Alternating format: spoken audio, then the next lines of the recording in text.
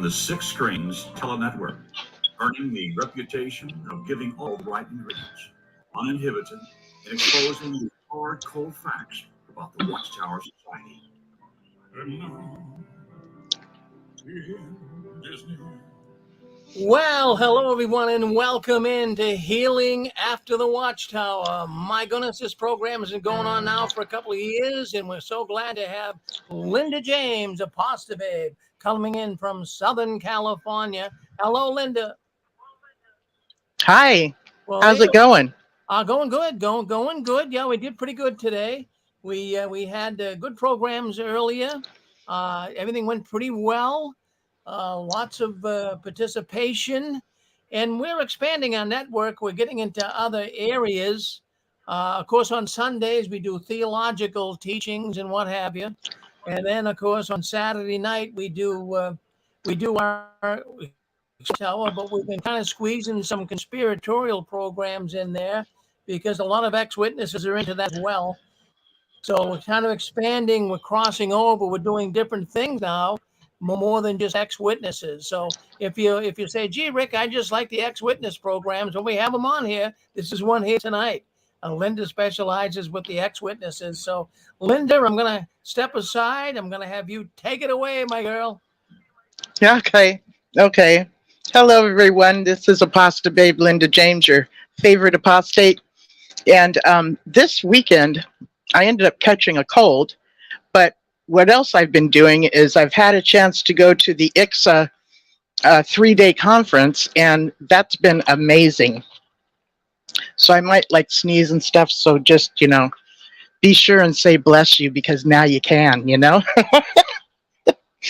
So I was going to show you a little bit of what I've been able to be involved in, because I think it's really exciting. And then I was just going to open up the phone lines for a night where you can just ask me anything. And I'm probably only going to go 2, maybe 3 hours tonight, because I'm supposed to go to sleep and get up at the butt crack of dawn. Well, it starts like at 8 a.m. or 7 a.m. So that's butt crack of dawn for me, since I'm used to getting up at like 4 in the afternoon. But I'll tell you what, this has been absolutely amazing. I've loved this. I've loved this. So I'm going to open up this app that I've been using, and just to tell you a little bit of what has been on my agenda. What they do is they have, so it's a webinar. I get to choose the presentations that I want to watch. And let me just share with you a little bit of the agenda. So it's for Friday, Saturday, and Sunday. So tomorrow will be the 3rd day. So 8 a.m. on Friday, I went to a presentation called Coping with Triggers and Shunning. How to change the use or belief, how to change and use our belief system. Let me see if I'm reading that right. Coping with Triggers and Shunning. How to change and use our belief system. So that was really good. And what's also awesome is that we get to chat amongst each other as we're listening to it, much like you get to do here. Then the other one I chose was, what do SGAs want to cover in counseling? So an SGA stands for second generation, meaning we did not get recruited, but we were born into it. So that would be a second generation. So you've heard people say I'm 4th generation, or this, that, and the other. So we actually got to give our input on what we need out of counseling from a therapist. So that was really cool. Then I went to this other thing, which I had a hard time understanding her. And I'm noticing that some of these are through Zoom and some of them are a different thing. But the ones through Zoom the sound seems to be much lower. And I've noticed this also because I attend a meeting at my sister's Kingdom Hall through Zoom. And over the last 2 weeks, I've been having a really hard time with the volume through Zoom. So I don't know if it's Zoom or what. I have to get in to the settings or something because, but even after 2 weeks ago, at the end of the meeting, I heard all these women talking. I couldn't hear it. Could you hear it? Could you hear it? So I wasn't the only one experiencing an extremely low volume through Zoom. So, so this other one was called Assessments of Perceptions and Experiences of Family Members or Individuals Concerned about Loved Ones who is or was in a controlling or abusive group or relationship. So, you know how I've often talked about how being involved in a cult is very similar to being involved in an abusive relationship. There's so many of the same characteristics that you deal with.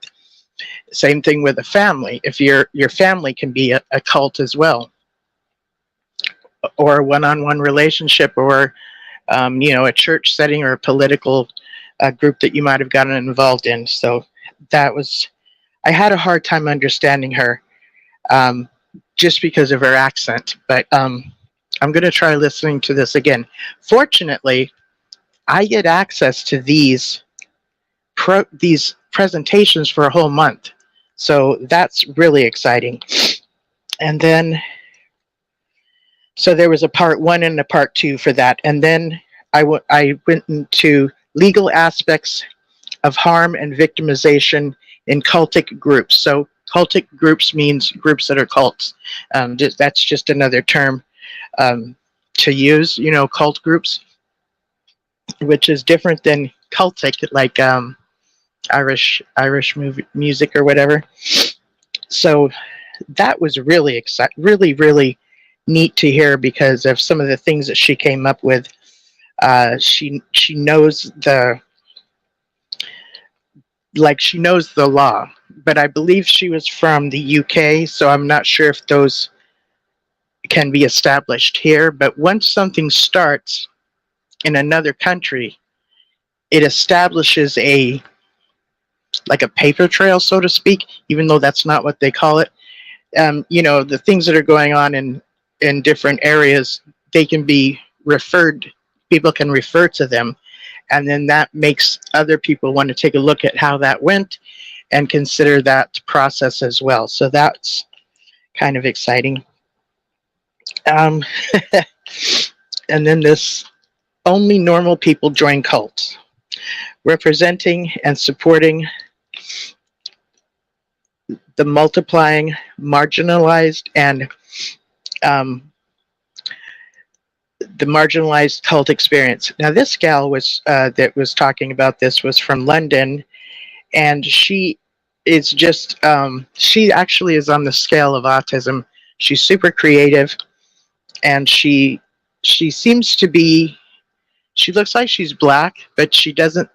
As she was talking about herself, she's like, "I'm not black enough, and I'm not white enough," and she behaves like in ways that somebody that has autism does. Like, we don't always know our what's socially appropriate, so we say kind of things like on the blunt side, and we don't know we're being inappropriate. So ADHD, all this stuff. It was like, oh my God, she's got the same list as I've got. So she was fun to listen to as well. And then, so that was for Friday. So today was Saturday. And this was interesting. Decolonizing the cult survivor. I don't know if I have that concept down yet. I have to kind of look into that more and listen to this one more. I think it has to do with the fact that when you are in a cult, you are a slave. Okay, so I think that's along the lines of what they were talking about, and that was at 8 a.m. And then my next one was Cultic Gaslighting. Oh, this was really good. Cultic Gaslighting, because this is just so common to be used to get people to not trust themselves any longer, but rather become dependent on the person that's actually gaslighting you. So it takes you from a place of trusting yourself to, oh gosh, I can't trust myself. I'm going to rely on either this other person or this group. That's where the transition happens. And it's done in a really manipulative way that is almost not even realized. So when people look at people that are in cults and think like, how could they give up all this, power to them? They were manipulated and gaslighted. There are So some it was magical people strategic. out there. Very subtle. Say that again? Yes, it is on the subtle side. It takes it. Very Mm-hmm. Yes. So it was very, very cool to see somebody teaching about gaslighting. And then this other one was called Cults and Media Stereotypes. Does media coverage of current and former cult members hinder victims' recovery? So that had a little bit of both. Yes, the exposure is good, but not all cult victims find it to be beneficial, because you just never know how the members in the organization that you may have been associated with are going to react. Because in actuality, when you're involved in something like this, it has to do with your identity. So a lot of times you'll get a negative result, and even people just outright furious with you, okay? Because in actuality, you're attacking them personally rather than the group. Say that again? Right. I said if I someone didn't were hear. to do a fiction, Jack Pine recommended a new movie that's on the topic, but it's very difficult to explain this in a script or on screen. And even some of the documentaries, we can all relate to a lot of these documentaries where they're interviewing people and all, but it's so much deeper and more complex than that. Yes. And actually, the movie Apostasy, I know Chuck was on earlier and said that he could give people access to the movie Apostasy. Please call upon him and get it. I think what I really was so amazed with that movie is the amount of time that people were quiet and just kind of the unspoken anxiety of what's going to happen next, and I'm in trouble. Like, I could hear them thinking like, this is okay, this means this. You could just hear it, or I could. So you're right, Tixie.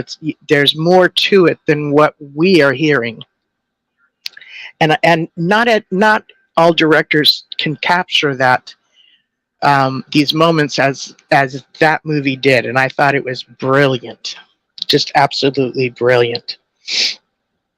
Then this was another one. So these are people that are very dedicated to teaching practices of cults. I don't know if I mentioned this, but this is through ICSA, International Cultic Education Association. So this one was given by a Jehovah's Witness, past Jehovah's Witness. Going to university changed everything. Making sense of self through education and career after leaving Jehovah's Witnesses.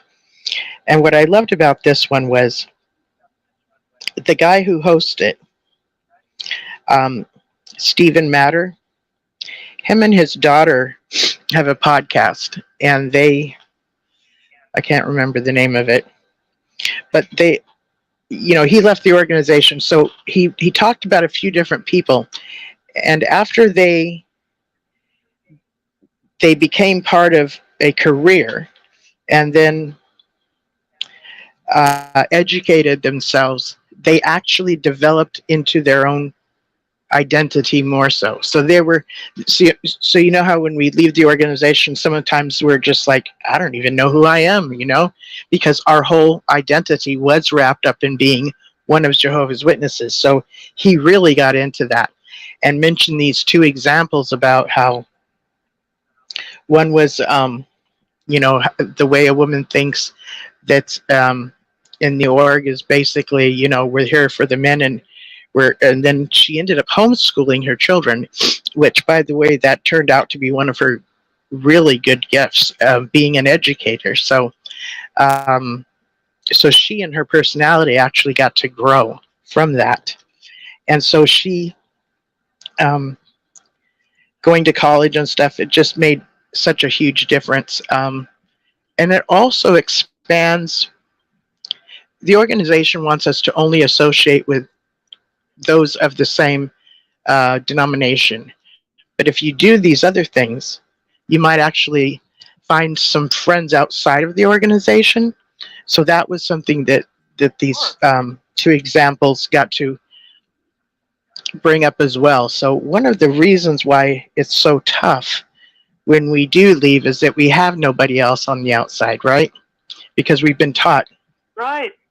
that they're all dangerous. But it meet people all the time. And when I worked as a reporter, I met people all the time. And each person I met was very different from the next. And they didn't all think like me. Yes. So and we actually... If in a beauty salon and you have a good boss, or I'm in a newspaper and I have a good editor, those people can give us confidence in ourselves that we didn't know we had before. So true. That is so true.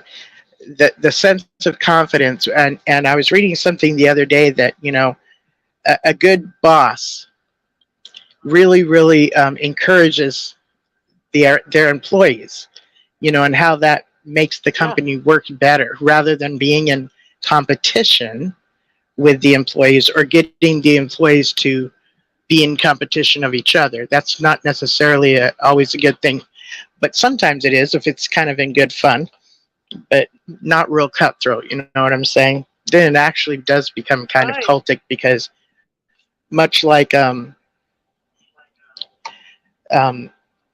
somebody mentioned earlier that they went to pioneer school. I think it was the last show.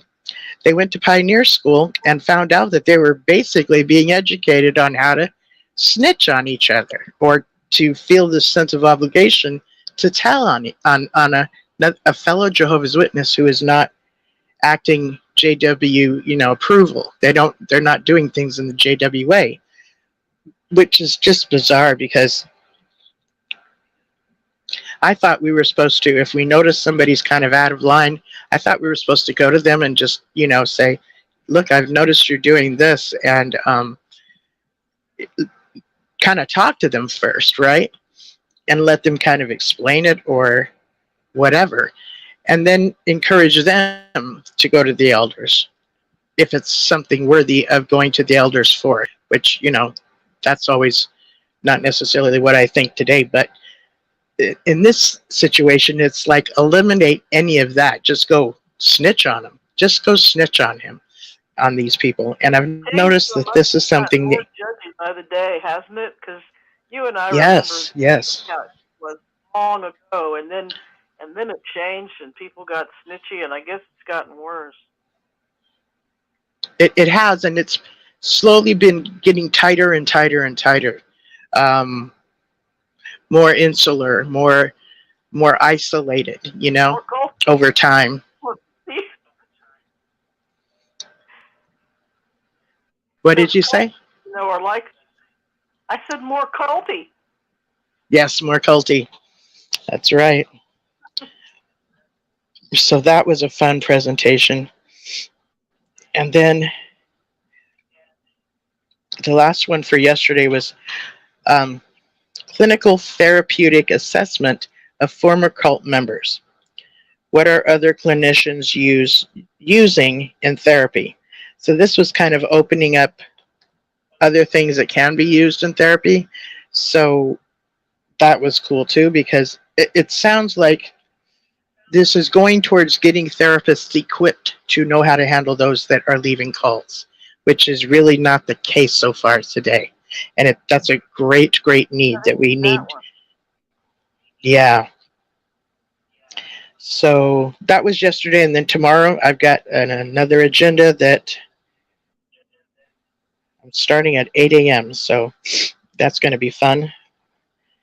And well, I can't wait to hear your report next Saturday. That's, I can't wait to hear what tomorrow is going to have, because this is really stellar information. I'm really enjoying it too. I'm like, I try to go every year through the ICSA program, and I've been fortunate enough to get scholarships to go, which I can't even tell you how excited that makes me. And a lot of times, people will offer the slides that they used, or the notes that they used for the talks that they gave, and just having those things and reading them over is really good to have. So I have a bunch of those from seminars past. So, but yeah, get all the handouts you can. That's wonderful. Yeah, I love that. And so tomorrow, what's on my agenda is this thing called SECURE, SECURE. Stands for essential. Well, let's see here. He said it. Say this class started today, and all of a sudden it started, and then we got informed that that's not the one that the presenter wants to be playing. That's from last year. Oh. So they tried to find the one for this year, and they're like giving it a try for a while, and we're just in the chat having a good old time. Take as long as you need, people, and we're just kind of chatting back and forth. And matter of fact, he had used the term bandwidth, and I just asked him in the chat, like, I've heard this term before, bandwidth. I mean, I think of it as something that has to do with cable or something, with channels, like getting cable TV or whatever. I don't understand what it means with people. I keep hearing it referred to as with people. So I'm getting all this feedback of what these ladies or people think and see it as. And what I got out of it was, some of them thought of it as being like they don't have enough energy to get into it, a certain subject maybe, or to have enough tolerance to go to listen to maybe something, or they're not up to it or whatever. And so I had not heard that electronics term used in that way either. I learned something. Yeah, let's see if I can open this up. So yeah. Well, this is a chat I probably shouldn't be sharing with everybody what I was chatting, what everybody else was saying. So it was really neat to just be like, I don't get it. And it was like boom, boom, boom, boom, boom, super helpful, super helpful. Nobody talked to me like I was an idiot for asking the question. And I thought it was wonderful. So we had these few minutes while they were trying to find the the presentation for today. And the guy gets back on there and says, so we're going to try to put it on sometime tomorrow. But it was so cool because I got to ask people, what does this term bandwidth mean when we're talking about people? So that was very cool. I'm proud of you for jumping here with a good question like that. That's great. Thank you for saying that, Pixie. It is okay to ask questions, and feeling like, it is, in a story, you're in the audience of a lecture. One of the things you want to do is that list of what Kipling said. The wisest many knew were who, what, why, when, where, how, and who. You want to be able to pinpoint what your question is. Raise your hand and ask it. I applaud you. Thank you. That means a lot to me, Pixie, because a lot of times we're just like we're hesitant to even ask a question because we think it sounds stupid, or we think we should already know. And I've been meaning to look it up. I've been meaning to Google it. and I just have not yet. I just haven't done that yet. So Well, I think the you start to ask it to the person that was using it in that context, because I don't think that's the dictionary context. That may be a new usage of that electronics word, and you were spot on. You were with it. You went right for it, and that's what those kind of conventions and lecture series are for. Thank you. I actually didn't get to ask the person doing the presentation. It was people that were there with myself that were watching this. So many of these people here were like therapists and educators and like, you know, professionals. Many of them were professionals. So Well, it was just. Go to go with them. I think you need to pursue that and get the ticket to be them, because you have the kind dignity in your demeanor. People trust you, and you're good at asking questions, and you went toe to toe with them. So great. Thank you, Pixie. So tomorrow, then the last one for tomorrow would be former members' process of recognizing and coping with experiences of coercive control in religious cultic groups. So coercive control can show up anywhere. But I think I have a question of something when you get to that topic.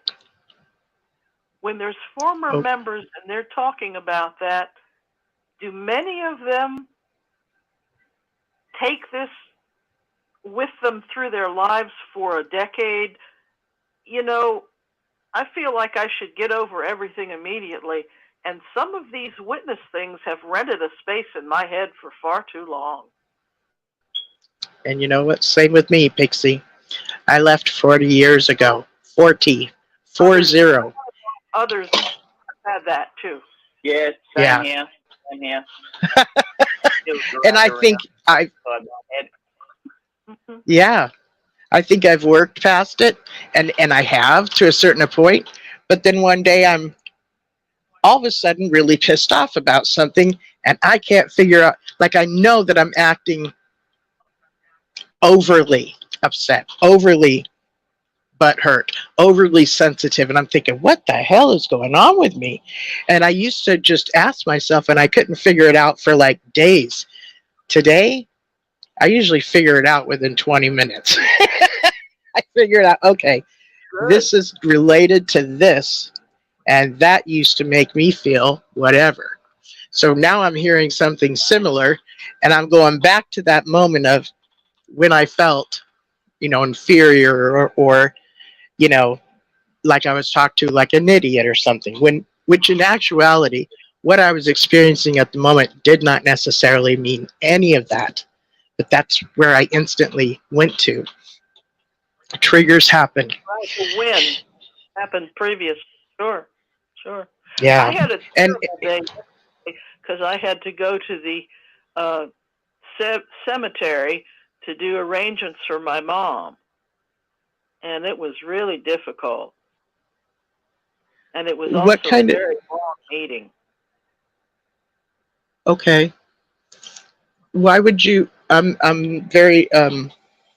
This makes no sense to me. Why would you be making arrangements for your mom? I thought she's. Dust.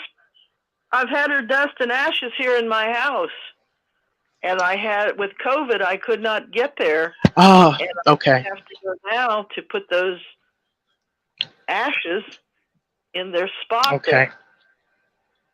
Yeah. And that was all paid for, but it was a very strange experience. The meeting with the man went well, and he and I are very cordial, and we had some serious chats and a few sad moments, and even some laughs. But it cost me almost $2,000 just to put her name and date of birth and death to have it engraved. Wow. And I wanted some sentiment, but I said, well, that's all. That's more than I really have a budget to spend. But I'm here. I had to get a driver to take me there, and And then when I saw the space where the dust was going to go, it's like facing my own mortality and her mortality and the mortality of everybody there. And, you know, we Yeah. live, we die, we laugh, we cry. And it was just so very final yesterday just to see, well, it all comes down to dust in this little tiny spot where they want to put it. It does. And aren't they usually above ground in usually a wall with almost like I was just looking at this marble wall, you know, and it was like, it was more than my nervous system could really process. And okay. I wish I could leave it yesterday, and then I have the final part her next month at that spot. And I'll read from Ecclesiastes, and my cousins will be there from California. There'll be 5 Oh, of us, good. and then we'll go out to dinner. But the meeting went so well, but when we got there to the actual marble, it just, I couldn't process it the way I would have liked to. I don't think death is able to be processed. Thank you for that, because I it's so just final, don't. and it's so brutal. It's so zen, and you know, we weren't prepared to process death. Yes, I remember you're like right. when my dad died, and my dad was really cool about it, and I was very small, and my parents were, you know, 93 and 102, and they were very realistic with these things. But in witness Mhm. land, they were not realistic. They have lied to us about everything. Yeah, yeah. I mean, And that's kind of where I was this morning after yesterday. They've lied to us about everything. yeah. And that deception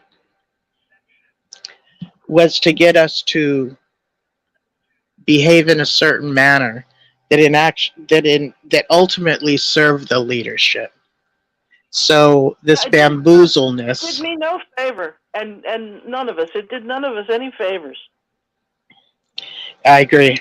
I agree. But I was talking to somebody about a week ago, and I said to myself, "Can usually I can't find things that I'll praise the org about." Okay, I was talking to him a couple of weeks ago, and I said, being raised in the organization really taught me to not be prejudiced, and my parents were not prejudiced, and I thought that it was really promoted that we're going to be in the new system and we're going to be all these different cultures living amongst each other, and I was looking forward to that, looking forward to not getting old, and now I see wrinkles on my hands. That was not supposed to happen. So I know it No, sounds we didn't silly. prepare us for any of that. Yeah, Maybe we'll live a few years longer because we were told we'd live forever. There might be a little bit there, but could be. yes, I think it's good that we were taught diversity and that God made us all and that we're all really cool, and that was a plus. I was well dressed for the meeting yesterday. I've lost 20 pounds, and I got into a dress from 19 years ago. I had a proper black Wow. dress, and I had proper jewelry, and we know how to meet the occasion with the proper attire. So I had the business meeting part of it went well. But, That's really cool. That's so you were saying meeting with the man was paradise. The cemetery was so beautiful with the trees and everything. It kind of reminded me of those childhood pictures. Oh, yes. And I think that's why my parents must have chosen this particular business at this spot, because Okay. it was just a beautiful park and everything. And then I look around and I see the Buddhist statuary. There's a beautiful Kuan Yin idol across from where, our spot will be and where my dust is going to be too. And I'm like, wow, I really love that huge Kuan Yin stone idol there. If I had an idol, I'd want it to be a goddess of compassion. The Buddhists really have a good neighborhood there across the street. It's like this Memorial Park has got these corners of heaven there or something. It was funny to me. I love it. But yeah, okay, so if it's been paid for and that's where your resting place will be as well. So No, too, I had to think of my own mortality yesterday. that makes sense. Wow. Okay. Yeah, that'll be a place that you'll be rested. Wow. Okay. Laid to rest. So Yeah. basically, everything I've done in this life amounts to nothing. Every fame, every fortune, every broadcast, every film, every movie, every moment, I'm just going to be dust. Oh no. This is not that stinking thinking, girlfriend. And yeah, no. Um, it doesn't amount to nothing. It really doesn't, Pixie. The things I've heard you speak, I've heard you be encouraging. I've heard you bring up names of books which I've chosen to read, techniques, all kinds of stuff. You and what you've done does not amount to nothing. It's part of your legacy. Along the way, because someday I'll be dust too, and I'll be there, and I'm very much a person that wants a heavenly hope.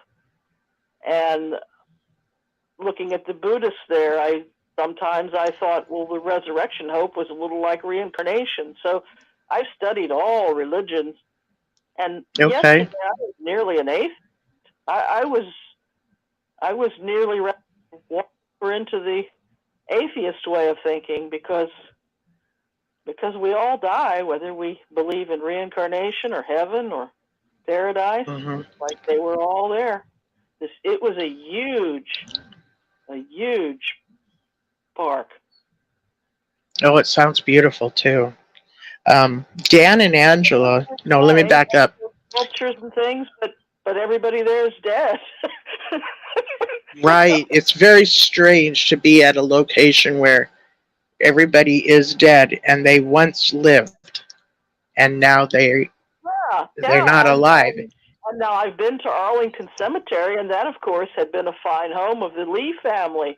So that has a warmth to it that, Mrs. Lee's rose garden is still there and all. So that was taken from that family and used for that, which was a shock at the time. And now, of course, it's a very patriotic and place.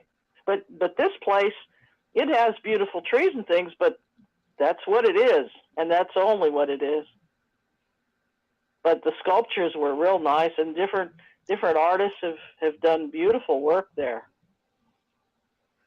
I like that you're seeing that. Our book. So there I was, the little blonde girl in those Watchtower drawings, all grown up, walking in that place. It was surreal. Oh, wow. It sounds like it. There were no tigers, and there was no watermelon picnic. That's funny. You were saying there was a meeting with the man. So would the man be, I don't know who the man is. Can you? Oh, he was the funeral director, and I've talked to him about 5 times, and we hit it off as people. He was an actor in New York, and he was a sophisticated man with a good personality, and My nephew, which is my sister's son, so my sister and her husband and her kids, they're Jehovah's Witnesses, right? So my nephew got a job with somebody who does cremations, and I don't know how that's, I mean, that's what he's doing. he's a funeral director. It's a well-paying job, and they learn comparative religion and chemistry. It's quite the career. Okay. That's interesting. So, yeah, Dan and Angela did a video earlier this week, and they actually showed the grave of Michael Wayne Moore. So they ended up. Story there. His cause of death, was it suicide? It was, and they were saying that and I do want you guys to look for it. Um, they were saying that the town is pretty much making it hush hush.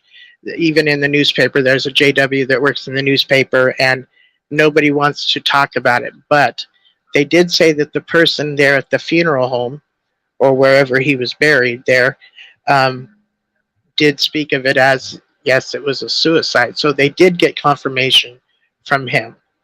And Okay, I heard the end of the program where Angela was saying how everybody seemed in cahoots to not talk about it.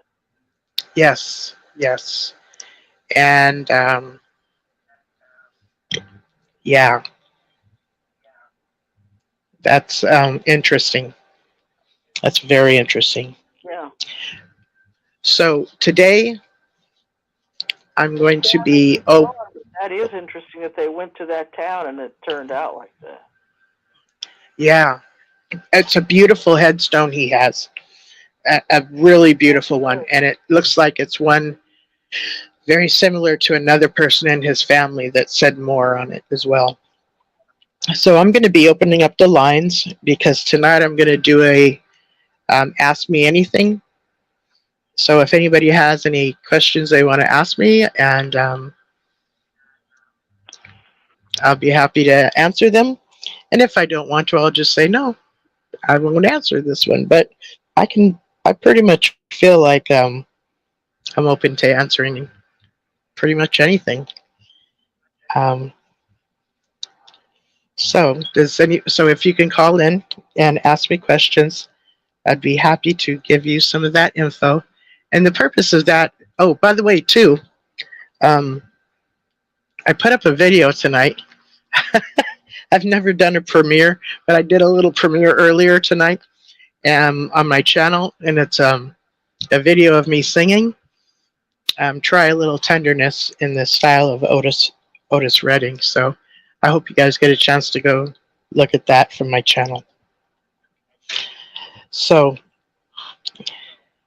if you could call in, the number is 727 Excellent. 731.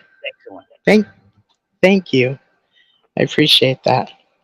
So the number to call in is 727 731 6701. And tonight you get to ask questions. You can ask me anything about anything.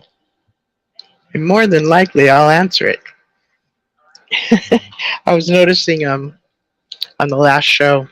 How are you doing there in Australia?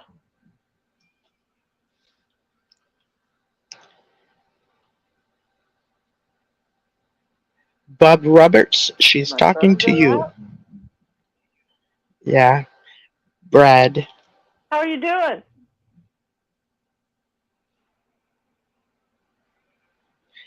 He's also on the job too. Oh, I wanted to ask him if he had gone to Facebook at Magicians Only, because if he's on Facebook, he can join that site. Okay, you got a chance to tell him about it? Because I didn't hear from him with your link. Okay. But he can go to Magicians Only, and I'm there often. Okay. So the lines, I believe, are open for people to call. You're calling in, right, Pixie? You called in, and both Brad called in, so people are calling in. So you can call me. You can ask me questions about my time in the org, or my time since I've left the org, or yeah, pretty much anything. So the phone number is 727 731 6701. And tonight is an Ask Me Anything. Did you see that recent Watchtower? They're back on that thing of not taking oaths again. No, I haven't seen it. Not taking oaths again. It was a one page. It was almost like the old questions from the readers. Okay. And somebody wanted to know about oaths, and they had the same answer to not any oaths and stuff. And I don't agree with that. And then the whole issue was, do you have anxiety? Are you anxious? And I'm like, yeah, well, I don't want their answer to that. Do you have anxiety? Why are you anxious? Oh, please. I'm not. I love it. I love it when they try to talk, mental stuff. I'm not. I got through yesterday. That was about the hardest thing that any human has to do. And no, but there's a lot of people that they get anxious over the smallest thing. Didn't the Bible say, don't be anxious over the small things?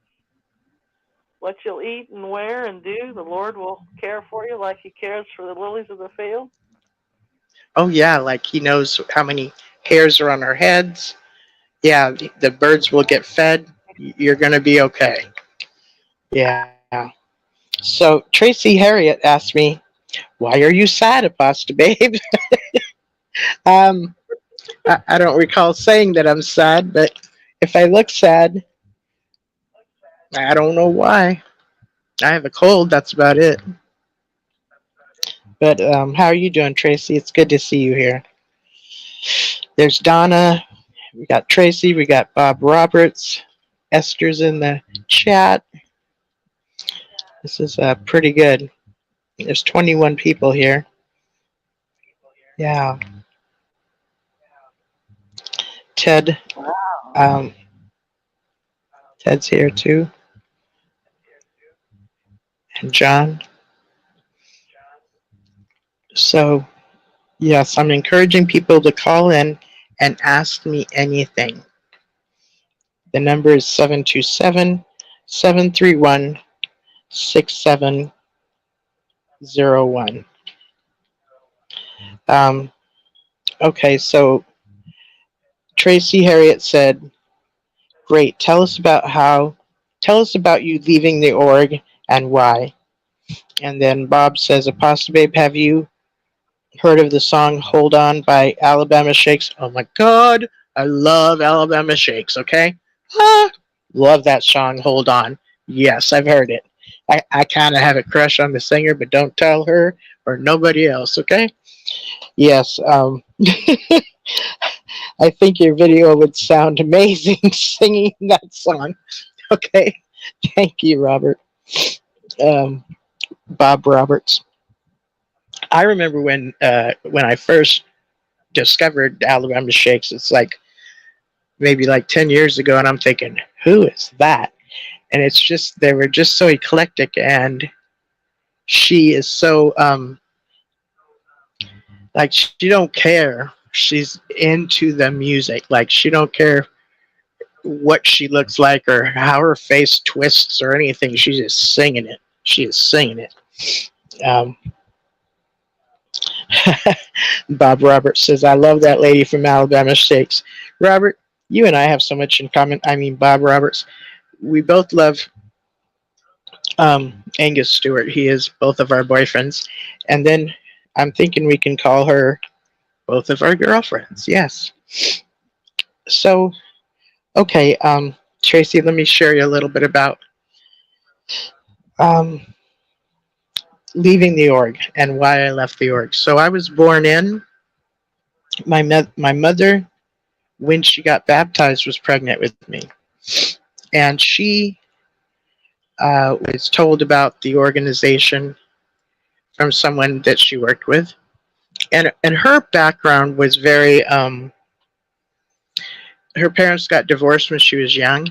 And so she did not have that experience of a family that was together. So I think that the advertisements on the Watchtowers and the wakes where it showed families all together and how it would be all wholesome and everything, I think that was a real desire of her heart and why this organization was very attractive to her, you know. She had already been married to my dad for like 4 years before she was recruited into the organization. So I can just remember growing up, of course, having no choice, and it was just the way it was. That it was just the way it was. I believed a lot of the stuff that I was taught. I can remember looking at the pictures. So I didn't start off with my book of Bible stories. I started off with that pink book, that was like Pepto-Bismol pink, Paradise. or yes, Paradise book. And that had really these pictures in them where it was like the earth was opening up and people were falling down into these huge cracks. And so I knew Armageddon was going to happen, and I knew I was never going to be good enough to make it through Armageddon. I knew that I was bad, just from the time I can remember. And of course, the organization talks Armageddon all the time, that it's just around the corner, this, that, and the other, and that's just how I thought. I remember thinking I remember having nightmares, and in my nightmares, my parents could not save me, could not protect me. It was this thing, God was coming after me, okay, because I was a bad kid. Which, of course, while you're growing up, you're doing things that you would be constantly, told you can't do this, you can't do that. So that's part of that growing up time, especially around the age of 3, 4, 5. You're just starting to break free from your mother's embrace, and you're discovering this and discovering that. So I really had the impression I was a really bad girl. But at the same time, I believed that the organization placed the elders in their place, that it was Holy Spirit from Jehovah, right? I believed a lot of it. That Paradise really is in the children's book, and I was, like yourself, I was maybe 4 or 5 when I was reading that. Yes, I remember that whole I didn't thing think of, I'd ever meet anyone that had read that so early. yeah, I think I got it around that time too. I remember all of the skulls, depicting the dead ones from, after Armageddon. And Adam and Eve and the big snake is in there. There's a big snake. And angels, some strange angels. Yeah. So it was a lot of good angels. They're fallen angels in that book. Yes, there was. I have a copy. Oh, you do? Okay. I do. I made a video of, I think it's titled "My Very First Cart Crash," and in that video, I put some of the pictures from the Paradise book, and into that video as I'm talking about things to this couple that was at a cart. And I don't think I was aggressive, but I was assertive. I even admitted that I used to be, I grew up on it. And so I also too, I was never baptized. I was never ever baptized, and fortunately I did not get pressured to be baptized, like most people I've heard have been pressured.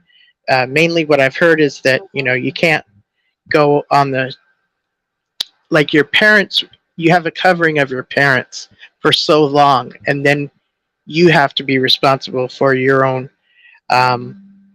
walk with God and all this stuff, responsible for your own relationships. So it seems that what happens is about 12 or so people are starting to be encouraged to be baptized.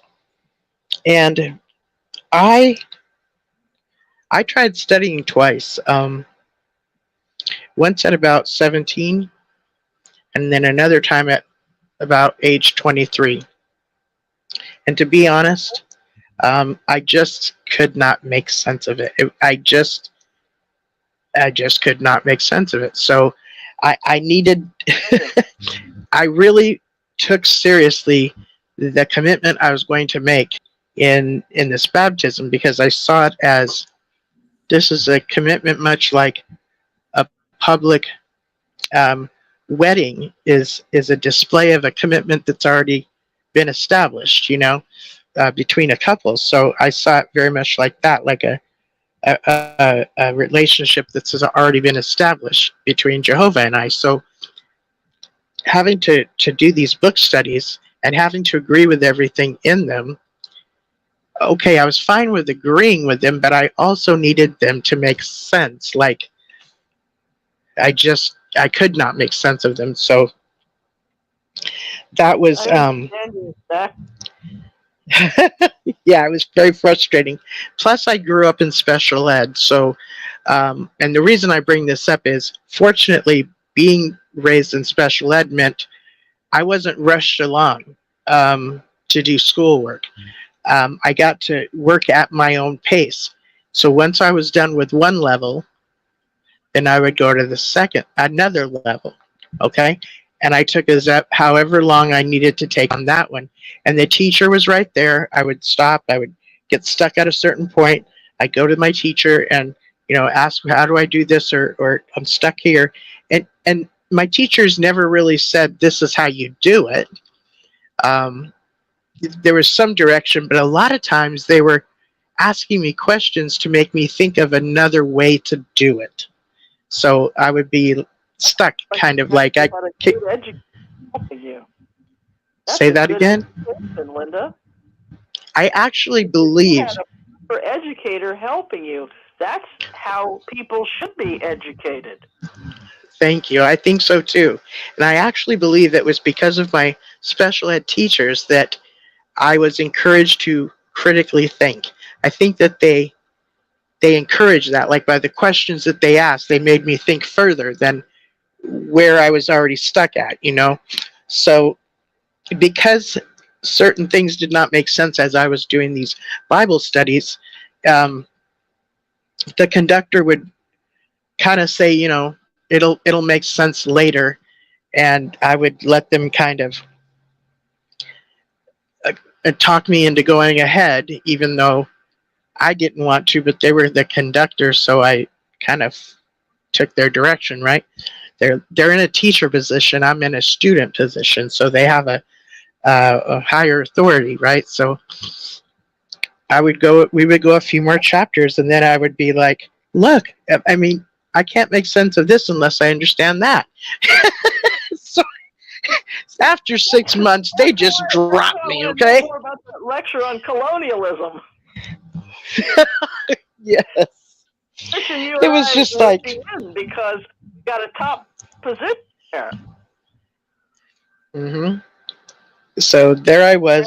A real educator that was helping you to think was sitting side by side with you on an equal footing saying, well, think it through, Linda, and helping you to really learn and be educated and to have logic and grammar. And that top-down thing, that's Imperial Colonialism. Okay, I see what you're saying now, yeah. So, they dropped me. After 6 months, they just dropped me, okay? I'm like, wait a minute. Where are you going? What? We're done? Just like out of there, right? Evidently, I was a troubled student. When I think back, it's like, they must have been just... they must have been pulling their hair out, right? I'm kind of proud of it now, but back then I was just like, what's the problem? Oh, taking it all personally. But in actuality, this is why I never got baptized. Then again, at 23. I thought I was the only one. Oh no, Pixie. I need to know, okay, when I'm doing something, I need to know what I'm doing and why. If I don't know what I'm doing, nor do I know why, when it's instructions from others, I don't function well under that. I just don't. I just don't. Thank you. Thank you. I appreciate that confirmation. So I tried again at... had different Bible teachers because you were asking the right questions. I was. I now see that I was. Like, it how does that work with this if this is like that?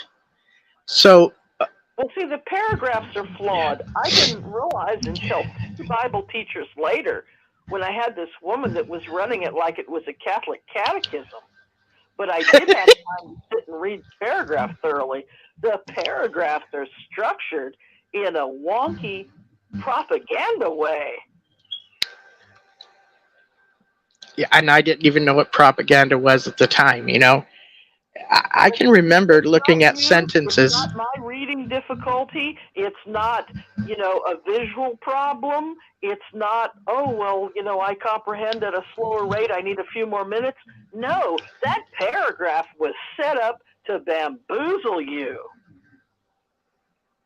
Yes, I can remember reading subheadings or titles of articles and wondering why they didn't put the word in between these two words. Like I would see that, like why isn't there a certain word there? Are you concerned with anxiety? Well, the way they phrased it is neuro-linguistic programming. Right. Okay. Yeah, and it's learn propaganda or learn what neuro-linguistic programming is, and then you see a sentence, "Oh, do you have anxiety?" Question mark. Well, whatever why would you even follow? That's not a headline. A headline is, World War II just started. That's a headline. Did you just turn this down, Rick? Rick, please turn it back up. Hey, Rick, you just turned it down, and I need you to turn it back up. Thank you so much. I appreciate that. Oh, thank you. Can you talk a little bit, Pixie? Did you have? Can you say that again? How many Bible teachers did you have? Oh, okay. So I had two different Bible teachers, and they would show up with, another person, right? So right. I can even remember them saying things back to me like, "You think this or that?" And I'd be like, "Yeah." And they would literally laugh at me like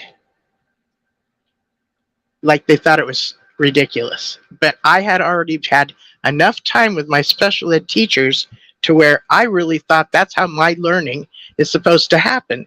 So I just remember looking at them thinking, why are they even laughing? But it was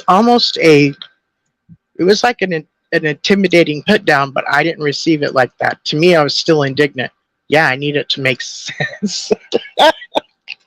So I hear you. When I was trying to put this paragraph together and answer the question,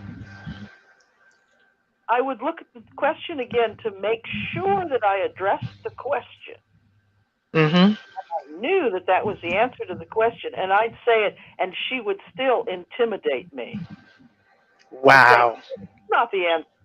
And I'm like, well, yes, it is. And it was like the Spanish Inquisition, the way she was adversarial to me. And I'm like, well, I read it thoroughly. I've humbled myself to read this second grade material. And it's a simple question. And the answer's in the paragraph, and that's the answer. And she's the answers are always in the paragraph. And she's like, no, it isn't. That's not the answer. And it became like this game with her. Did she give you another explanation of what the answer was? Yeah, and my mom finally said, and she's up in years by then, and she finally said, who are all these people in the living room? Can it just be you and me and the CNA bath girl? She didn't want them there anymore because she, even in advanced years, was seeing how the sister was treating me.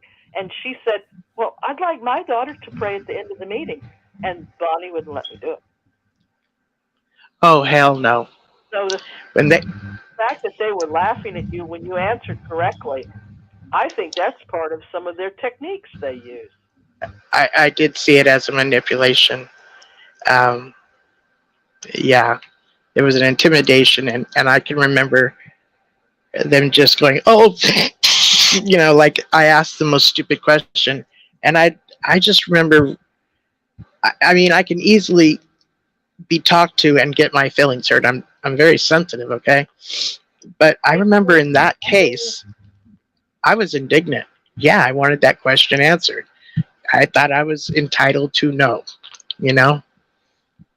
So again, at 27, I studied, and it was basically the same thing all over again. So again, they dumped me. They dumped me. So, and I didn't even. I shared with the British ex today, and I had remembered it. When my parents were alive and her sister came to visit. Now these were World War II era people. They were quite old at this time, and one of her best friends, when they were young, stole. So I had a dinner party, and we had 3 couples there, and they were all of the greatest generation time, and they were all witnesses now. They weren't witnesses then, but they all were witnesses now. Okay. And I said, this brother, this gentleman, he was high up in the witnesses. He did PR for all kinds of conventions. And we started talking about life, death, the Bible, and everything. And we got the Bible out, and I got the Bible out and put it on the table after this lovely dinner party. And he turns to me and he said, "Did you take calculus in college?" I said, "Well, yes, sir. Math is not my strong suit, but I did. I'm very proud that I did pass calculus.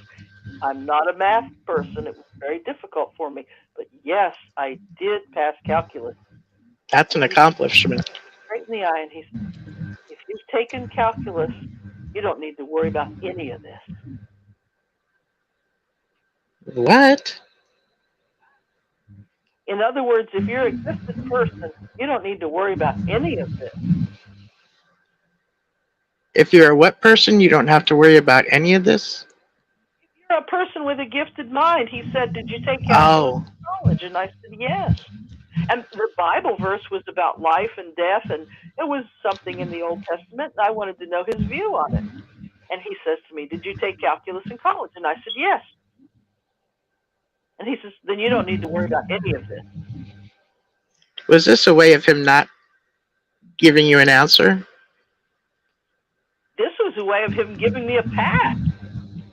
Oh, goodness. Okay. Like a pass out of the witnesses. Wow. Wow. To a woman, even. That's amazing. I know. This is amazing. Oh, my goodness. Yeah.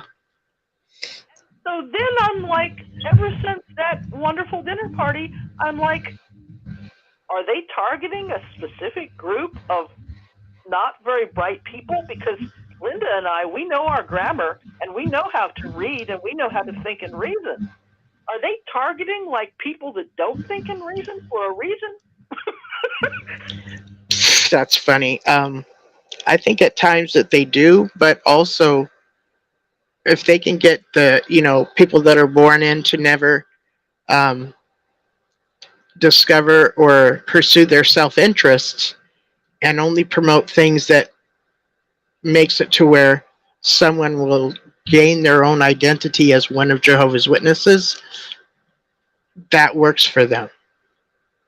If you branch out and pursue your own self-interests, then that takes away from your identity as one of Jehovah's Witnesses. And they needed your identity to be mainly as one of Jehovah's Witnesses. So, yeah, but I don't think I was ever going to fit in their program. In some me ways, either. There was another part of me that was never going to fit there like those other people. Me either. And I can remember. You're an independent thinker, and you're a person that likes to look at the who, what, and why. And maybe there's a part of you that wasn't what they were looking for. Right, right. The student doesn't question. I love to question, and I love to receive questions. My mother did too, and I think that's why she got frustrated with them at the end there, with them not the way the Bible teacher treated me.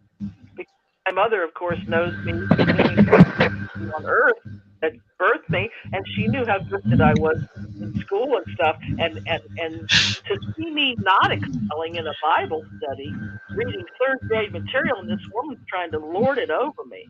Did they try to lord it over you? Probably, but I didn't realize it at the time. I probably just didn't realize it. Yeah. I might have been clueless to that. Sometimes Yeah. I'll have to think something over, and like a week or two later, I'm like, "Oh my God, they were doing this," or that's what was. Well, that's the punchline 20 minutes after the movie, after I've already walked the car in the parking lot. I hear you. Yeah, so we're a lot alike in some ways. I hear you. Yeah, so when that's why I never be. Sometimes you wanted to please these people and fit in. I did to a point, but at the same time, I really took it seriously, this relationship I had with Jehovah that I believed I had. So, Yes. Oh, yes. I didn't know it was called selling out, and until later in life, I was. Well, my version of Jehovah is so much different than the version they have of it now. I'm like, who is that guy that you're telling me I need to listen to? Because that's not the God that's constructed in my head. Yeah, the God that I saw as a day and night. He's a pillar of fire and by night and the smoke by day or whatever, and he's going to make me victorious, and he's on my side, and they're not telling the people those courageous things. They're just telling them to obey this corporate guy.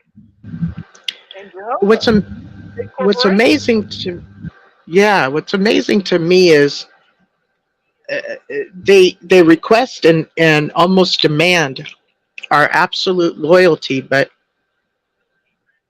do they give us absolute loyalty? Do they? I mean, it only goes one way. Like, it's not a joint effort. It seems to just be, I'm supposed to be the one that says I'm loyal and I'll obey, but well, see, nobody that I boyfriend, because he's supposed that's to. Where he's supposed to what? Him now, he's the bad boyfriend. He's not coming to my aid the way that they're portraying him now. Yeah, I agree. Miracles. He would come to tell me what to say and never let me down. Right? Yeah, right. He was going to provide me what I needed to say when I needed to say it. That was my scripture. And now they don't even know that scripture. I asked her some basic Bible questions that she should have known. I mean, real simple, and I asked some real basic Bible questions, and she didn't know them. Yeah, that's not uncommon. It's just not uncommon. She didn't know them at all. And I think the time my dad went backstage at the convention, I think that's when the light went on, because someone had told him that he looked like one of the main ones there, and the man was speaking, and he went backstage. He'd been in theater as a young man, and went back to meet him, and he says, "Don't look like him." He says, "They weren't even cordial to me backstage," and there's a whole etiquette that goes with backstage, and they didn't seem to know that. And that was the day that crippled man was waiting there backstage to be healed, even though we don't teach that. I had compassion for the man. And my dad came back, and we got in the car and went home, and he was changed, because I think he had too given so much loyalty and time and everything, and he thought those people at the top would at least be cordial and give that back to him. So yeah, I think you're right. I think it's a one-way street. It's that it is the hierarchy. The hierarchy, yes. And what I've also noticed too is that if a relationship starts on an imbalance of power or authority, yes, that's really not a good place to start. So, starting a friendship or a relationship by way of a free Bible study with a Jehovah's Witness, they are the teacher and you are the student. So they have a higher place of authority than you do. So that's an imbalance right off the bat. And Well, I think they my show mother up. did that because I'm bringing homemade cakes and coffee and being the hostess. And where I come from, if I'm being the hostess, in some ways I'm in authority. Mm. And what I noticed, she started bringing the coffee and the food from a like a Panera or something. She was bringing coffee and cake, but she didn't want me in my own home to be in the hostess position. That woman was something else, I'll tell you what. Everything I've learned from her, or everything I've heard from you about this one, she's a special kind of controlling. A special kind of... Oh, yeah. Yeah. Oh, yeah. And when I did a search the on gall. It's like I think of the... Find out your friends are okay. She's not okay. Yeah, it's like the gall of this woman. She did what? And it's like, oh my God, like just the gall. To have enough nerve to say the stuff. And she got by with it because, like, she was really good looking and charming and everything, and had like this little girl voice, like she was not going to harm you. But underneath there was this wicked dragon thing. Little girl voice. Oh goodness. Okay. Yeah, that kind of sticky sweet thing. Oh, da da da da da da da, and da da da da da da da. Yeah, that just irritates me right off the bat. When I meet somebody like that, it creeps me out so bad. I have to just turn around and leave. I have to turn around and leave before I go. Oh, like I want to break out in hives or something. It's not good. So, I ended up having a worldly boyfriend that. When I was 15, they said that he needed to study, and he did. And he brought in his mother and his sister, and then we ended up going further than just being boyfriend and girlfriend. And that was after my dear friend Charles Miranda was murdered by the serial killer William Bonnet. So I didn't realize it until probably within the last 5 years that I was kind of in a place of kind of limbo because he was missing and then he was found 6 weeks later. And this was very devastating to me. So I think I wasn't very, I think I was just kind of spacey. And yeah, so, right. So when I turned 16, my boyfriend and I ended up going further than we should have, okay? And so the organization broke us up. And that just infuriated me. Like, what the hell is even going on here? And I ended up having a mini breakdown. And I was taken to a therapist who was a Jehovah's Witness. And I didn't know he was a Jehovah's Witness. Not only did I didn't know he was a Jehovah's Witness, I did not know he was a Jehovah's Witness elder. So here I was thinking, finally I've got somebody to talk to. You know, and I had snuck out to go visit my boyfriend that the org broke me up with, and I was still stupid in love with him, right? Sure. So I'm telling this to my therapist. Next thing you know, he says to me, well, I'm an elder and I'm going to have to call headquarters to turn you in. And I was like, what? I mean, what? What's there? Oh, man. And I was 16, having no idea that he totally violated anything. In my head, I was a woman. This was an elder. I'm to do it. He says, I'm just going to be where I'm going to be. So I was put on public reproof.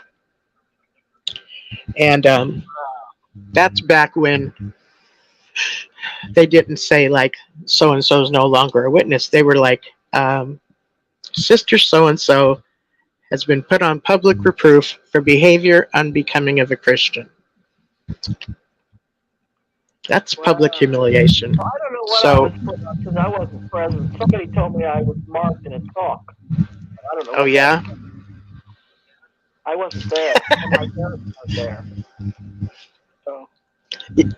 This benefit of not being baptized, I had no idea what it was until probably within the last 10 years. I didn't know that not being baptized is a benefit. You weren't baptized.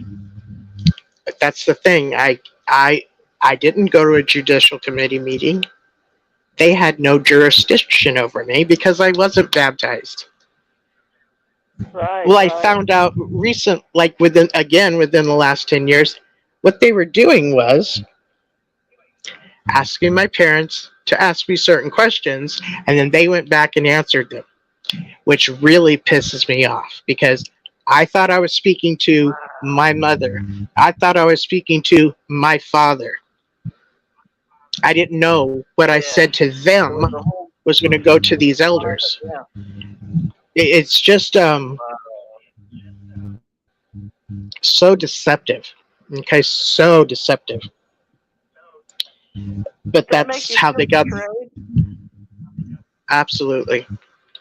And I don't even think it sank in the betrayal until years later because I didn't know half of what I'm saying now. I just knew that an elder called headquarters and I damn well deserved it, okay? Because I was telling him things that were not okay with Jehovah's Witness teachings. I actually thought he was a therapist that I could speak to. Why? Because he was a therapist I could speak to. What did you say? He's lower than a snake. Yeah. Did I hear Brad? I thought I heard Brad.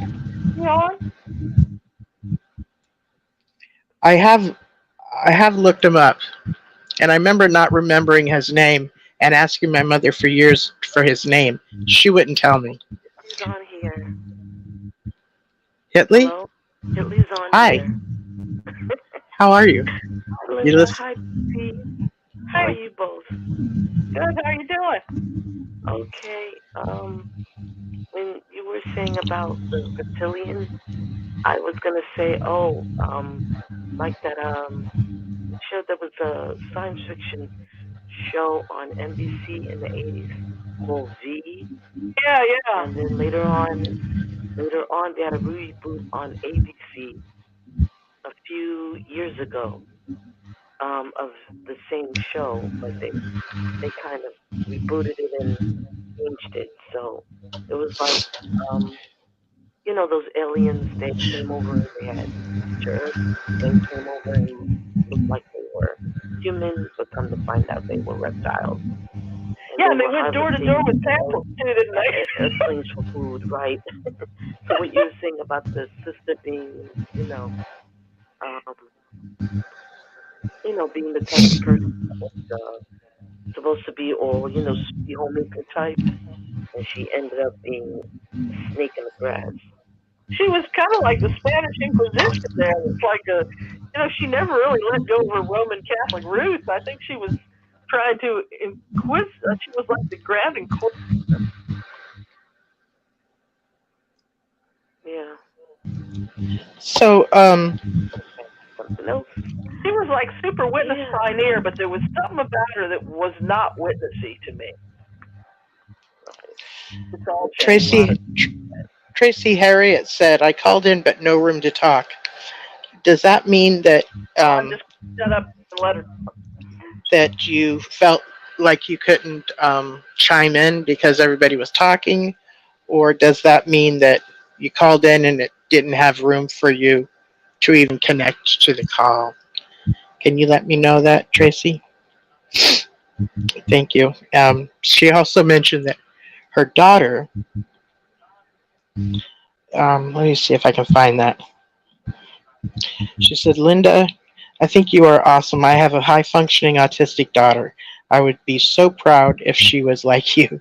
I have a feeling she already is like me. She sounds like an amazing child right there. So that'll be cool because you'll be able to encourage her to think independently. And the place my mother was in was these parents are made to feel so responsible that we become witnesses that I think it's an unfair burden that what they do to parents. So if you don't become a witness, it's actually a reflection of their bad parenting. I think that's what goes on. Yeah. Even if you excel in business or school, Right. the rest of the world would be happy to have a kid like you, Linda. Yeah. Thank you. Definitely. Definitely. So you would be a role model. You're a role model. So there's a lot of I'm just beginning now at anyone in the organization they don't appreciate anyone for their true gifts or but just them being themselves. They don't appreciate. But outside of the organization, not that anyone will put anyone up on a pedestal, but you will be given the respect that you deserve. We will all be given the respect that we deserve. But no, in Watchtower, no, you can't be thought of. But then again, meanwhile back at the ranch and on the other side of the coin, the GB 2.0, Morris and the rest of them, they want to be celebrities. They're the worst type of celebrities to deal with. Yeah. See, it's an odd place for women to be, isn't it? Oh, yeah. Yeah. Even if we were, let's say we were a boy girl, we would be encouraged to get higher education, even if we were in the Latter-day Saints. But they have their own college. They have their own college, though. Yeah, but I mean, I remember the Mormon kids in my school, they got A's and their parents would take them out for, pizza or whatever. I mean, it was good for family and, pat your kids for excelling in school and all like that. Oh, yeah. Mm-hmm. And at least the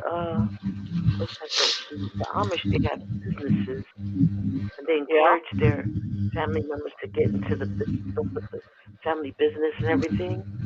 Sure. And we're the only ones. We're the only ones of the so-called Christian denomination that they have people that are poor, or as they say, po. Like destitute.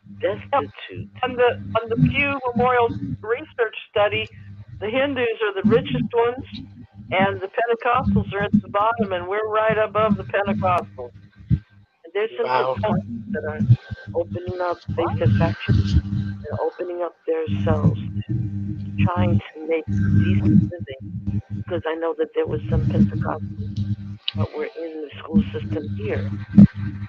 They had moved themselves into college and moved themselves up to becoming administrators in city college, in city school, Department of Education, city university, state university, and other areas. They have moved themselves up. A lot of them have homes and cars, and so I think that actually Jehovah's Witnesses are going to be at the bottom of the totem pole, or as I say, the ground that the totem pole stands on. Yeah. As far as education and financials are concerned, and earning power, we were close to the bottom, and all those others were above us: Episcopal, Methodist, Jewish, Hindu, Baptist, Methodist, all of them were above where we were at for earning and education. Glad I got my education and take care of myself, food on the table.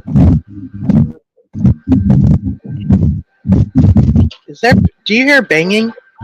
I have a question.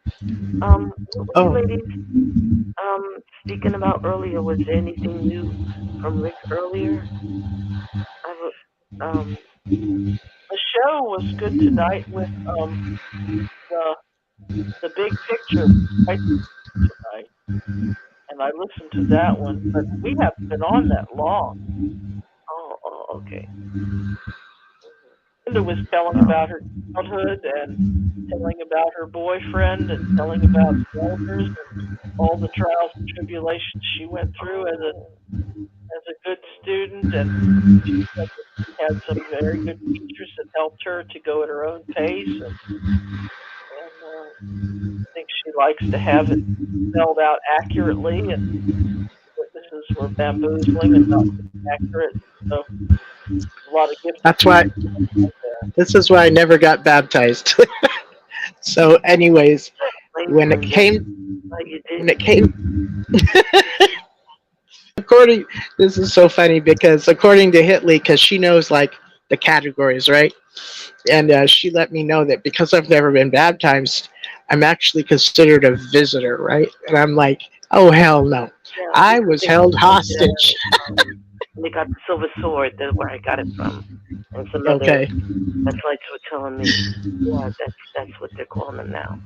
For those That makes sense. you study, but then you never progress to baptism. They used to call them person of interest until law enforcement had that saying. And there was a show called Person of Interest. I forgot the actors on there.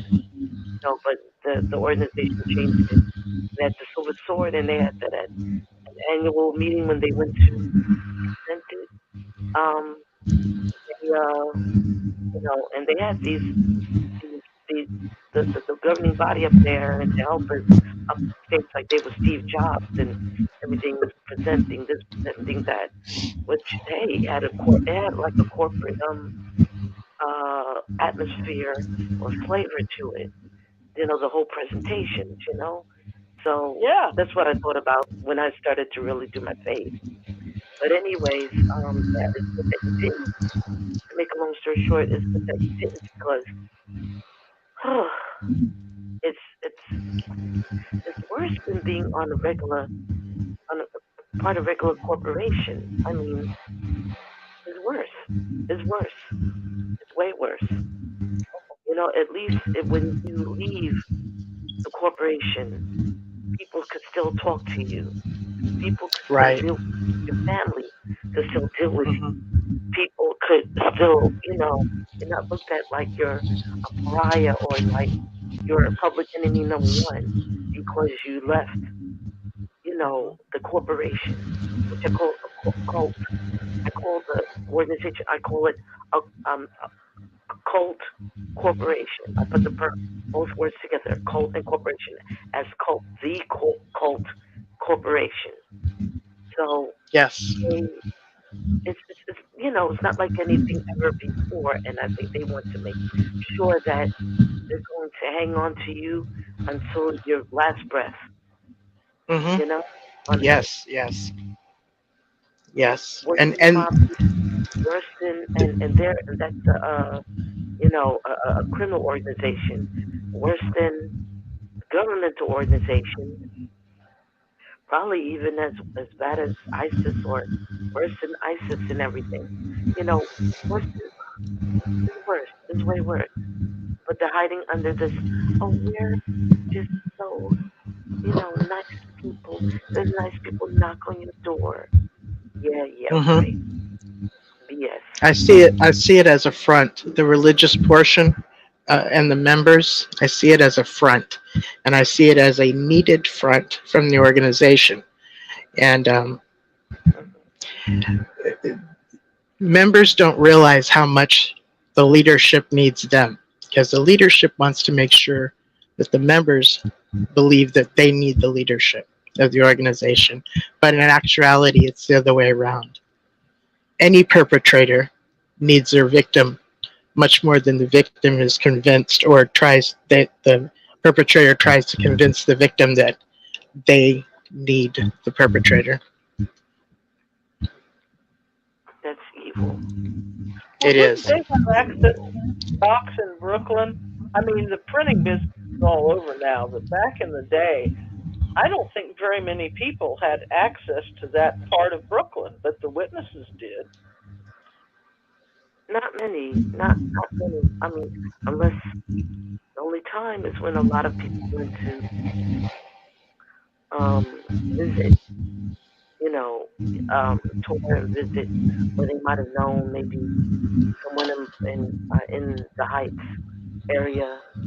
You know, it was you know it was for those who were drinking the Kool Aid, as I was a few years ago. We thought that Brooklyn Heights had was like the prime best part of New York City. I mean, yeah, you got your Times Square, you had your Long Island, you had Upstate, you have Niagara Falls, you have all these Albany and all these other places.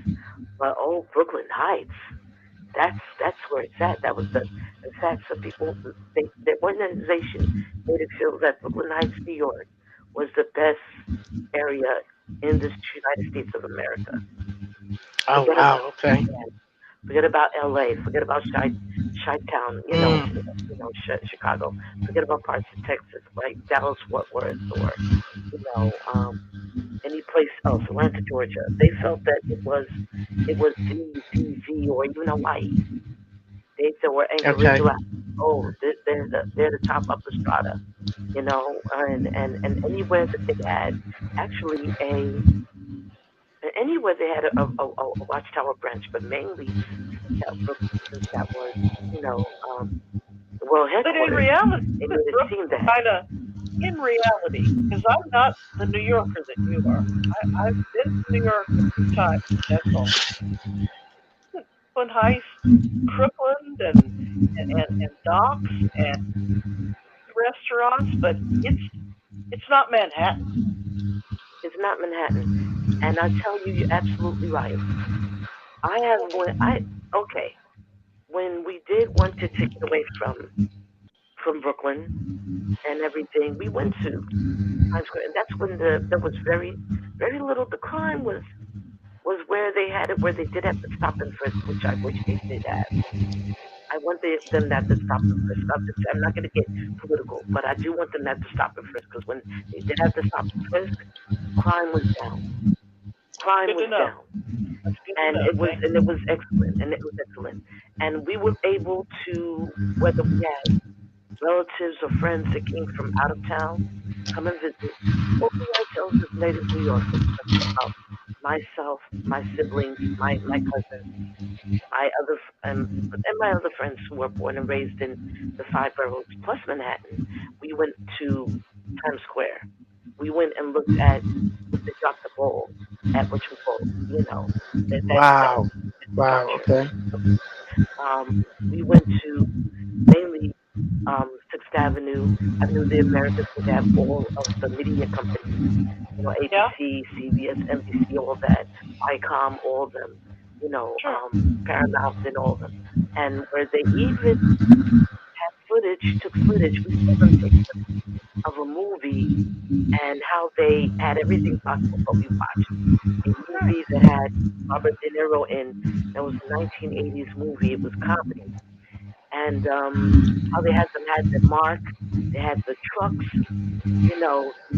the movie trucks and everything else, because you've been in the theatrical world, Pixie, with the makeup trucks and this truck and that truck, and we saw the directors and the assistant directors, what they call the ADs, and the script supervisors and all of them, and it was and the makeup people and the touching them up and the the hairstyle, the hairdressers and everything, and what is their mark, and they had the clapperboard and the whole nine, and my eyes were like I was like fixated.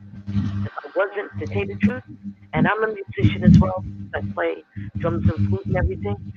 If I was not a witness, I would have went right straight into like you into the theatrical world and worked behind the scenes because I'm a cinephile, Mhm. and and that would be one of my would a uh, a career for me because I like when I'm home I will the hell out of I like doing everything, look at um credits, even in the theater when I go to movies. People are gone. Me, and my sister, and sisters and cousins were sitting there because they said, "Wait a minute, I really want to watch the credits." So I'm watching the credits and how many people are involved in who receives this, that, and everything. And don't let it be a Marvel or a DC movie or what you call Star Trek or Star Wars or what have you, Transformers, Hasbro, those movies made by those franchises. I'm watching every single one from when they start the end credit to the what they call a disclaimer about the I forgot what you call it. It's like the notice or disclaimer. It's from that every movie is supposed to put on according to the I think it's the American Movie Motion Pictures Arts and Sciences. That they have that this picture is not that the people are not after what I mean. Oh, I forget. Yes.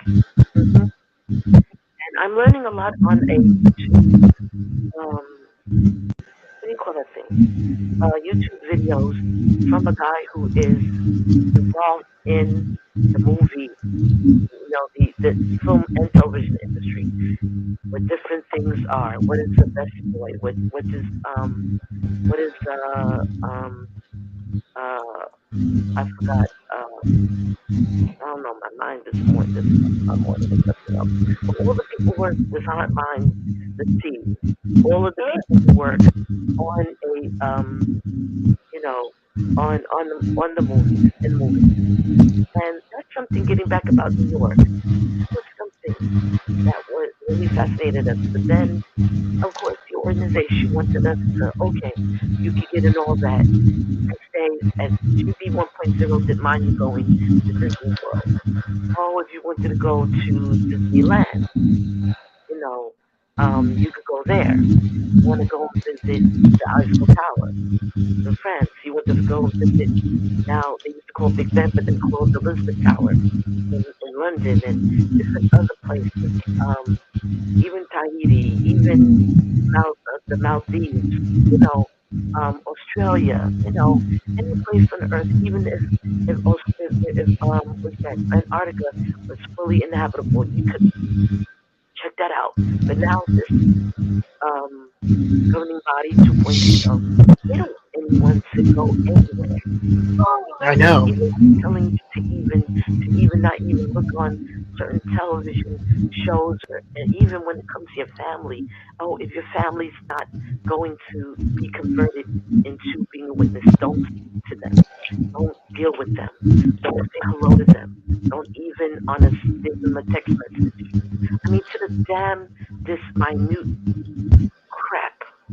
They don't want you to do anything. And that's also, it's just, I'm hating this organization every time. Hating it. I just can't understand. Why is it that other things that are outside this organization on this planet Earth and that the true God, I say the true God, because their God is something that's not truthful, that's not true. But the true God, I still believe that there is a creator, and he has a son who loves, they all love humanity.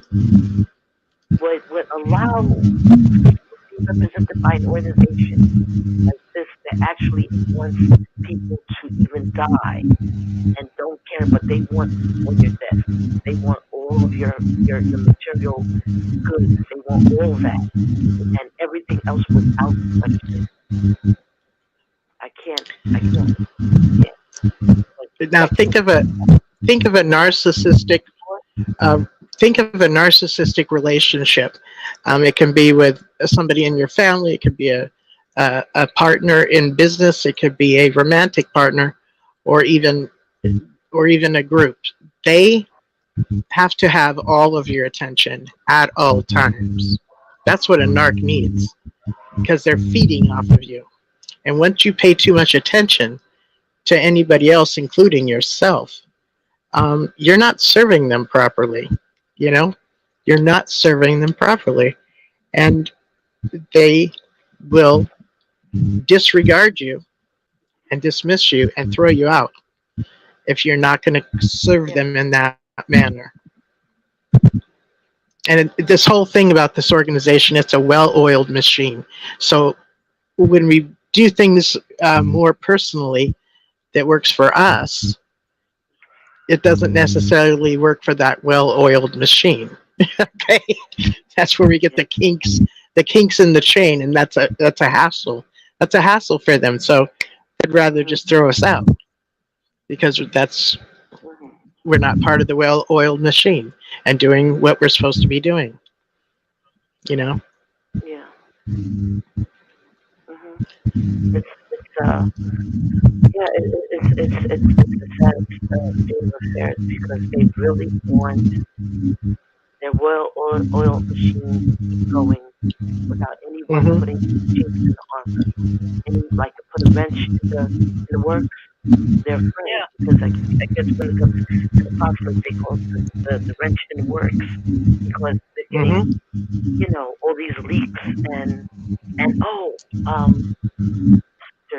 there is on both not only Kim and Mikey, but mainly JT and Lindsay with the critical thinkers making excellent videos, recent videos about a PMO Acolyte who has really showed what's going on in the organization at Bethel. Because Bethel is still, as they claim, on lockdown because of COVID. But they're showing that everything has been going on at Bethel now. So they probably thought that, oh, well, we'll move from Brooklyn, we'll still get the money for the buildings from, you know, Jared Kushner, who's Trump's son-in-law, and from these other people, and this billionaire who owns a football team and some other businesses who bought the 124 building and all this other kind of stuff and what have you. And we move upstate and nobody will actually know at a compound what's going on. Could never say never. They have that brother or Bethlehem, he just let it, you know, he let the sucker. He just like told both sets of couples, of activist couples, what is really going on at Bethel. And I watched both videos. I was like amazed.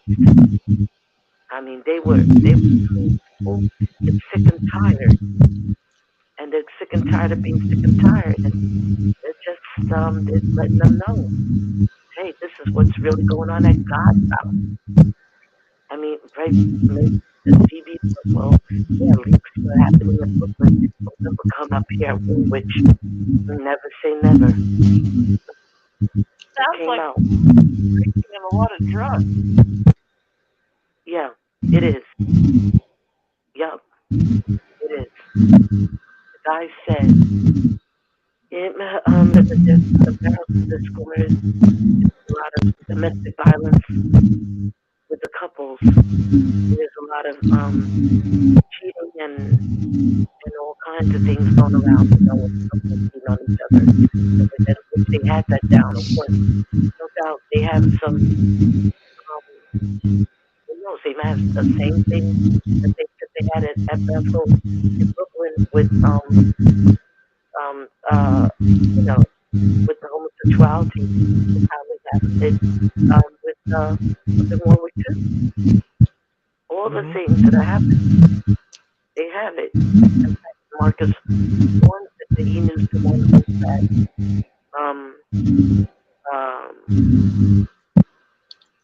had he was some sexual problems. A Bethelite. And that Bethelite was up at Warkill, and the other Bethelites were all up at Warwick.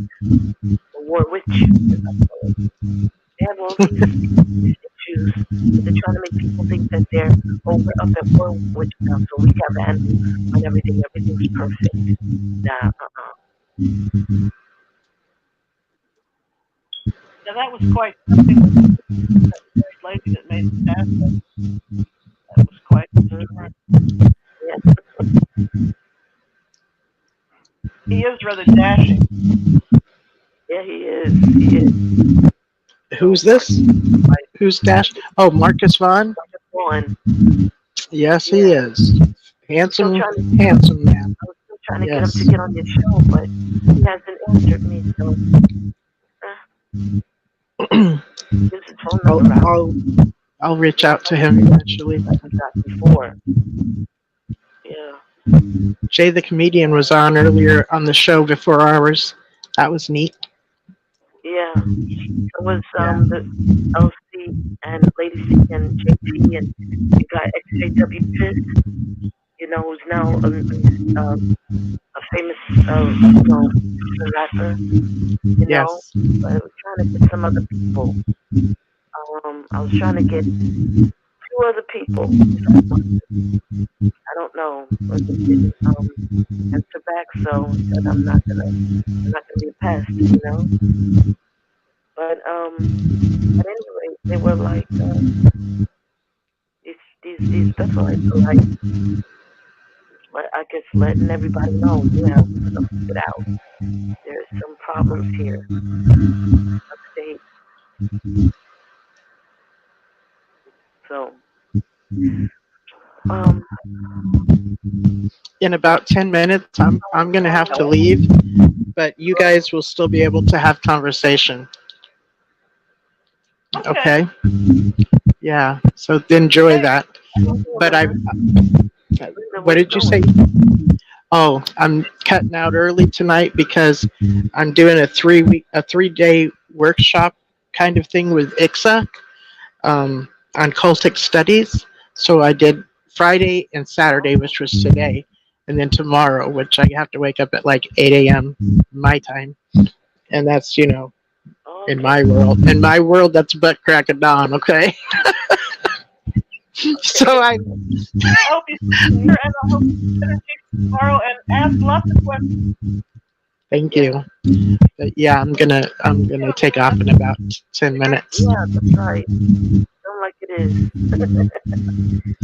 Yeah. Well, very well. Mm-hmm. So I'm hoping y'all will behave while I'm gone, while I exit the room. Otherwise, Rick will call me. I'll get in trouble, okay? Because I let y'all kids just play amongst yourselves. Don't make me look bad. We will. Okay. We will. Oh, Rick's right there. Well, what do you think their game is? Italy? Because the game, you mean upstate? Where I told Linda where the brother came to my house for dinner party. Did you hear what he told me? Oh, that part I was listening. That's because you knew calculus, which I took calculus in college too. But that in statistics, both of them, I passed the certificate and that they don't have to worry about you. You know, it was a challenge. I think that. Yeah. And he said, I think that you were probably too smart. You were too smart for them. That's what he was implying. Well, the two of you are actually exceptional women. I've always thought this. It's pretty cool. Thank you. Well, that's implying. It was implying that when we took calculus, you don't have to worry about any of this. It was like you got a jail-free card. Wow. That's interesting. So, Rick, I want to ask you something since you're at the command center. Hold on, just a minute. Hold on just a minute, Hitley. Just a second. So I'm asking Rick, since he's at the command center, can you hold on just a minute, Hitley? I was going to say goodnight and let them keep talking. Should over the phone because I'm heading out early tonight because I'm doing a 3-day workshop. Should we close this down here at YouTube and have them just talk over the phone? Yeah, close it down on YouTube, yeah. Okay. So what I'm going to do is just say a good night over YouTube and leave the YouTube. But then I want you guys to go ahead and continue talking. And I told them to behave, Rick, and they said they would. Told them I'd get in trouble if they didn't. I told them, I said, don't let me. Don't let me look bad. Thank you. Well, yeah, good to see you tonight. Yeah, okay. Thank you. So this is Apostle Babe Linda James, and I started the show on 6/24 Saturday, and it is already Sunday, 6/26. I'm heading out early tonight because I'm doing the 3-day workshop with Excess. So thank you so much for showing up here. This is truly a highlight of my week, and I appreciate all of you. But I'm going to go ahead and leave, and I will catch you next week. Talk to you later. Bye-bye. See you, Linda.